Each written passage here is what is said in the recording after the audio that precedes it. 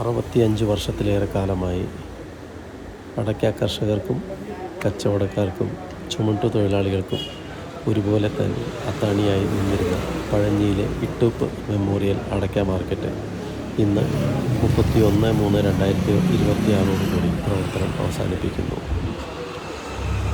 പ്രായാധിക്യ സഹജമായ ബുദ്ധിമുട്ടുകൾ കൊണ്ട് ഈ സ്ഥാപനം മുന്നോട്ട് കൊണ്ടു നടത്തുവാൻ കഴിയാത്ത അവസ്ഥയിൽ ആയതുകൊണ്ടാണ് ഇത് നിർത്തുന്നത് എന്ന് ഇപ്പോഴത്തെ നടത്തിപ്പുകാരൻ ചേറുണ്ണേട്ടൻ പറഞ്ഞു.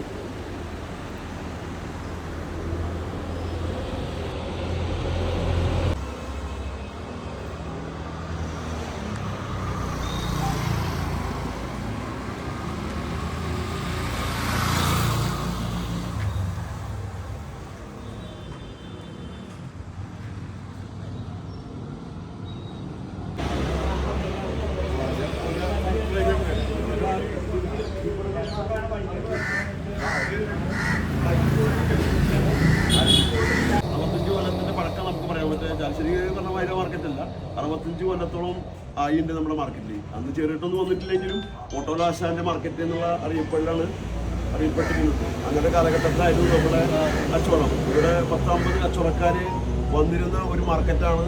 500 ചാക്കും 1000 ചാക്കും കേരളത്തിലെ അല്ല, ഇന്ത്യയിലെ പൊതു മാർക്കറ്റ് എന്ന് പറഞ്ഞ മാർക്കറ്റ് ഇവിടെയായിരുന്നു ആദ്യത്തെ സ്റ്റാർട്ടിങ്. അങ്ങനെയുള്ളൊരു മാർക്കറ്റിൽ സിഗരറ്റിന്റെ ദേഹാസ്വാസ്ഥ്യം കൊണ്ട് മാർക്കറ്റ് ചെറിയേട്ട് പറയും. 10 വർഷം മുമ്പ് ചെറിയേട്ട് പറഞ്ഞതാണ് നമ്മളോടൊക്കെ മാർക്കറ്റ് നിർത്താൻ എനിക്ക് താല്പര്യമില്ല, എനിക്ക് വയ്യ എന്നുള്ള ആ കാഴ്ചപ്പാടിൽ 10 കൊല്ലം വീണ്ടും കൊണ്ടുപോയി. ഇപ്പം ചെറിയേട്ടൻ തീരെ മാറിയില്ല.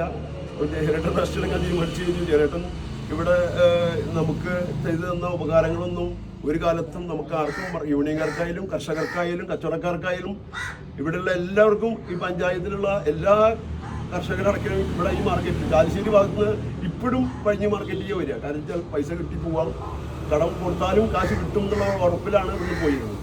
അപ്പോൾ അതുകൊണ്ട് ഇന്നത്തോടു കൂടി ഈ മാർക്കറ്റ് ഇവിടെ നിർത്താനാണ് ചെറിയേട്ടൻ തീരുമാനിച്ചിരിക്കുന്നത്. അതിൽ നമുക്ക് എല്ലാവരും പങ്കിട്ടിട്ട് ചെറിയേട്ടൻ ഒരു ആദരവ് കൊടുക്കാൻ വേണ്ടിയിട്ടാണ് നിർത്തിയത്. ഇനി ആർക്കെങ്കിലും സംസാരിക്കാൻ യൂണിയൻ്റെ ഭാഗത്ത് വേലായുധനൊന്ന് പറഞ്ഞു. വേലായുധൻ പറഞ്ഞു. വഴി മാർക്കറ്റ് ഇവിടുന്ന് നഷ്ടപ്പെടുന്നു. ഇത് എല്ലാവർക്കും വലിയ വിഷമമുണ്ട്. ചെറിയേട്ടൻ്റെ അവസാനിപ്പിച്ച് എത്തില്ല. മാർക്കറ്റ് സകല ആരോഗ്യ ആശംസകൾ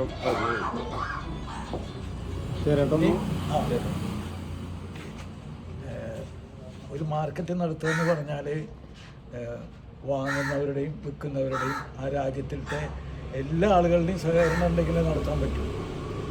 ആ കാര്യത്തിലെല്ലാം എന്നെ പരിപൂർണമായിട്ട് സഹായിക്കുകയും എന്നെ സ്നേഹിക്കുകയും ചെയ്ത എല്ലാവരോടും ഞാൻ നന്ദി പറയും. നമുക്ക് അടുത്ത മീറ്റിങ്ങിൽ തീരുമാനിക്കാം. ചെറിയേട്ടനെ നമ്മൾ അയച്ചതിന് ഒരു ആദരവ് കൊടുക്കാന്നുള്ള കണ്ടിട്ടുണ്ടെങ്കിൽ